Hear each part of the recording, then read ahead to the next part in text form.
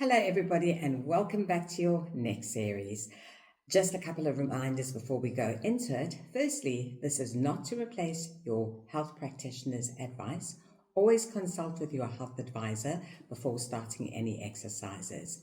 And next, please remember that it's not a certified course. It is a self-help to reach as many people as we can, with the world being in the state it is in the moment, to help to release stress, anxiety, depression, and any other psychosomatic disorders. If, however, you do get to a space where you feel that you'd like to teach this, please check in the description below. There's all the details of how you can register to become a teacher. Also in the description below, we're going to pop a couple of extra movies on the subject that you may be interested in having a look at. And you'll also find our email address. There you can also register for the course. You'll see our website there also, and the website has our shop on with a lot of our products on, so maybe pop on and have a look at that. And lastly, everyone that knows me very well knows that I don't need to be liked, but I do ask for like, subscribe, join, and share. If this is to get to as many people as possible, we need you to do this. And so it's not for me, but for all the people that are in dire need. This could save a life. So have a think about that and enjoy the next series.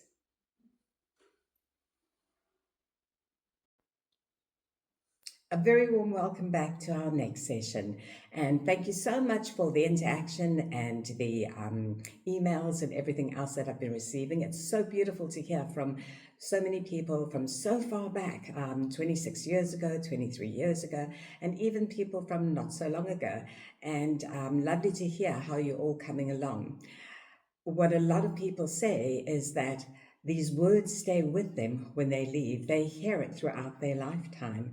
And basically, what it's doing is it's giving people another way to look at life, another way to address life, to respond to life. And that is what we're here to do, to give people a different awareness of how to navigate through these times. So, yeah, I think we said last week that what you think, what you feel, and what you say is what you're creating. And that is fact, okay? Whether you're aware of it or not.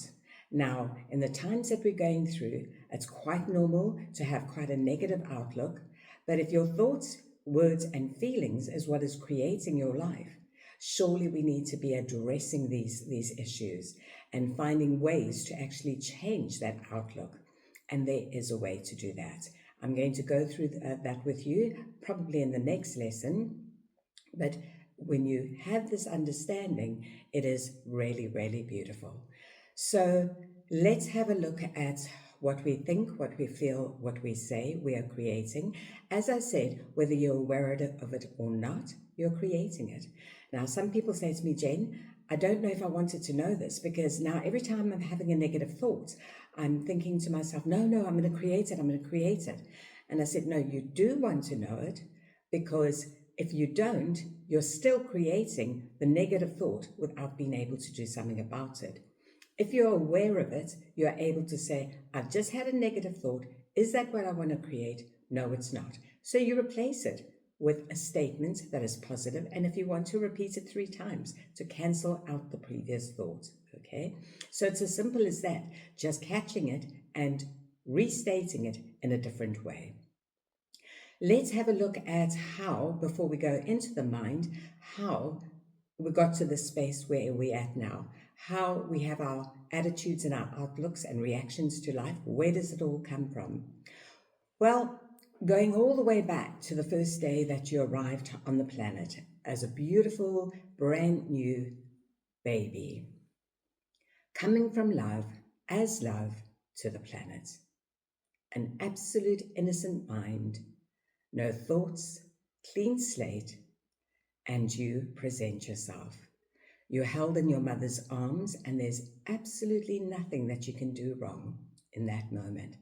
You are showered with love, you are adored, and there is so much love happening around you. We can't even speak the human language. We've just got a plain mind, a blank mind. That comes with time when we are programmed or talked into the human language to be able to get by and correspond with other people. So here you are as a brand new baby, and some people will come and look at a baby, and as they stand there and look at the baby lying in the crib, they get this feeling, they go into like a mesmerization of, wow, so pure, so innocent. And they're actually feeling back a remembrance of how they came to the planet. Now, that beautiful baby lying there, pure baby, with a pure mind, is a reflection to them. And some of them would even think, oh, do you know what you have to go through in this world? It's just an outlook because of the times that we're going through. But this is how it is. That baby is pure and innocent. What will happen then is the mother will care and love for the baby, and the baby, as we said, doesn't speak human language. It goes on feel. It feels who its mother is. It feels who its father is. There can be a specific person that visits the house often, and every time the person visits, the baby starts crying, and everyone goes, why does the baby start crying every time that person comes? It doesn't mean that the person is bad. It goes on vibration, and that person could be suffering from depression. And the baby doesn't know that feeling of fear, okay? And that is its reaction towards it. So it's quite normal that we have that. As we grow older, that feel tends to fade a little bit, and that is what we're trying to grow again. So that we don't only see people and look at their outward appearance, but we feel through their frequency to their soul. So let's say the little baby's there and the mother's loving it and smothering it with all the kisses and hugs and so much praise. The baby makes its first little noise and the mother is elated. My baby made its first noise. Then what happens is the baby has its first laugh. Oh, my baby had its first laugh. It chuckled from its belly. It was so beautiful. And the baby continues to grow, being smothered in praise and love. A little bit later, the baby will learn to roll over onto its stomach. Oh, look what my baby did. And then the baby will begin to crawl. As it crawls, the excitement grows even more. And then eventually it stands up. And as it stands up, look, my baby, it stood up. It stood up. Isn't this wonderful? Come to mommy, encouraging the child to walk to you. And the baby will take its first step and it'll fall down. But then it'll get up again. And the mother will stand there, come to mommy, you can do it, you can do it. And eventually the baby will walk. Wow, look at my baby. It walked before any other child. And it continues to get this praise and love. Then the baby will begin to talk and the baby will say, Mama. And the mother will go, oh, it said mama first, it said mama first. And it's smothered in pride and in love. And then the little baby decides to go walking to the kitchen and it opens up the cupboards and it takes out the pots and pans and starts banging them together, making a noise, having fun, throwing them on the floor, and it'll go up to the electrical sockets in the wall and try to put its fingers in the sockets. And what happens from there? No, you mustn't do that. It'll burn you. No, you mustn't do that. It will hurt you. No, you mustn't walk out in the street. You'll get knocked over by a car. No, you mustn't do that. You can die. No, you mustn't jump off there. You'll break a bone. Now, all of a sudden, the child has just had so much love, so much praise, and all of a sudden, it now comes to the human language. So what happens? At the age of 2 years old, they begin to throw the terrible two tantrums. When you walk into the shop and they take a sweet and you take it away and say, no, you can't take that. They throw themselves on the floor and go, and start crying. They're saying, stop it. I don't want to learn this language. I am limitless. I am fearless. I can do anything I put my mind to. But we continue with the same programming. No, mustn't, can't. Now, please understand that the parents doing this are not bad parents. They're doing the best they can in the moment with what they knew, what they were taught by their parents, from their parents, from their parents, all the way back to the first person that arrived on the planet and with amnesia and had no idea of where they came from and what they were doing here. So what did they do? They made it all up. They made up what life is, how it'll work, and they did the very best in the moment with what they thought they knew because they didn't know nothing at all. So please understand, parents are not doing wrong. They're doing the best. They're doing the way they were taught, and it's been handed down generation to generation to generation. Now, the beautiful thing is today we have what we call conscious parenting. People are becoming more aware of what is happening, and they're trying to do it differently, which is wonderful. But please remember that even if there is conscious parenting happening at home, the child still has to go out and it's got to go to school. And there are more programs happening there. They start their first day at school, and the whole thing there is we have some bullies, some name callers. We have teachers even that say, you're going to sweep the streets, you'll never amount to something. I had a teacher say that to me. And these are things that we're taking in, that we're hearing. And I'm going to explain how they remain in our subconscious mind when we go into the subconscious mind and create our outlook to life.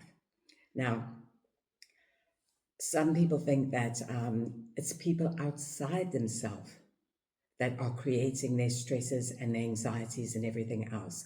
They'll blame it on a partner, they'll blame it on children, they'll blame it on work, they'll blame it on everything. What they're not understanding is it's basically from within. It's from how they're seeing and reacting to life, from all the programs that they have been programmed with. We can take two men and give them exactly the same job to do. One can look at that and go, I can never get through this. This is just too much. I don't know how I'm going to do it. The other can go, wow, I can't wait to get through this. Let's do it. Let's give it a go. The same job, two different outlooks. So again, that shows us that we have to take responsibility of our own thoughts and feelings, bring them back into higher vibrations so that we're creating a different outlook. Coming back to going to school, as I said, you've got the little ones that go off to school. Then what will happen is they start growing up a little bit, and then sports comes into the game. And some kids are good at sports and others aren't. It doesn't mean that they're not good enough, but they see the others getting praised and put up on a pedestal for the wonderful thing they're doing. And again, their little self-esteem is hacked away at.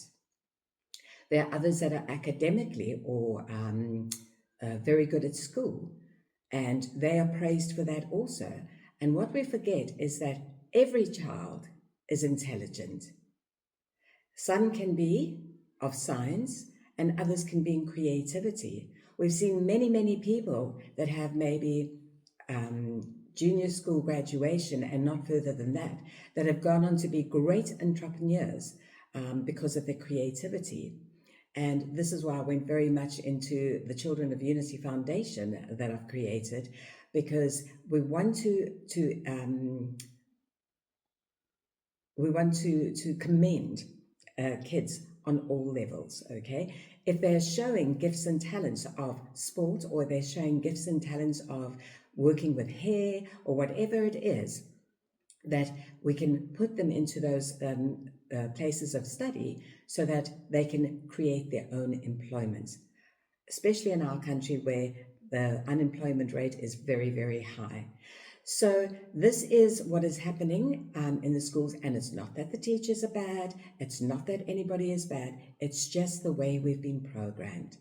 What happens from there is they go on to high school, and now the beauty pageants start. And there are hundreds of beautiful girls, but only one gets chosen by a few people. And what happens to all the others? The minute that one is chosen, the feeling is, I'm not as good. And all these things keep coming along to break our self-esteem, to break our confidence, to break our belief in ourselves. And we're not even aware that it's happening. From there, you can get a boyfriend or a girlfriend, and they dump you. And again, what happens? Down goes the self esteem. So we stripped away piece by piece of our self confidence, our belief in ourselves, because of the way that we have been approaching life from the way that we were programmed. We had to treat others. After you've gone from high school, you then go into university, and there's a little bit more there. There's, do you know how much I'm giving up for you to study this? So there's guilt and there's shame. The other thing that's also said is, if you do not have that piece of paper, you will never get anywhere in the world. Okay? And again, I'm not good enough. I've got to get this paper to be good enough. Now, at the end of the day, a lot of people in our country are going to university. They are getting that paper. But the problem is, when they come out, there are no jobs. Okay? So, yes, some of them can become self-employed, but this is all the different things that we've got to take into consideration. And that doesn't mean that there's a right way and a wrong way. There are ways that we just have to work around it. From there, they go on to work, and as they get to work, they're told, you must be secure. You must stay in your same job.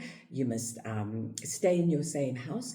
You need security. You need medical aid or healthcare cover. You need pension. You need all these things. You must stay in one place. And that stops people from moving out. Some of them, somewhere along the line, get a feeling of something they would love to do, which is not even in line with what they've studied for. When you're 17 years old going into university, most kids don't even know at that stage what they want to do. They do what their parents want them to do or what their friends are doing, and they come to a stage where they see that there's something else they have a gift and talent in. So it's not that it's bad, it's just the systems and the regulations that were placed in place of what the people knew at the moment when they were creating them, doing the best, coming from not arriving on the planet with amnesia, not knowing where they come from and what they're doing here. Okay, so yeah, it gets quite big, and then there's the whole norm of now you have to get married, and then you have children, and then you work till pensionable age, and then you go on pension. Things are changing. Life is different, and we can actually be very grateful for that, because it can take us off in a whole new area. So this is all the things that we've been programmed with, and beyond that, over and above that, there are things that are coming into our minds that we're not even aware of, and we're going to look at that tomorrow when we can come into discussing the subconscious mind. So I think that gives you a kind of outlook on where we're coming from and what's happening. And yeah, let's take it from there. We'll chat again shortly. And please, yes, send us your comments and everything else, and we'll see you soon.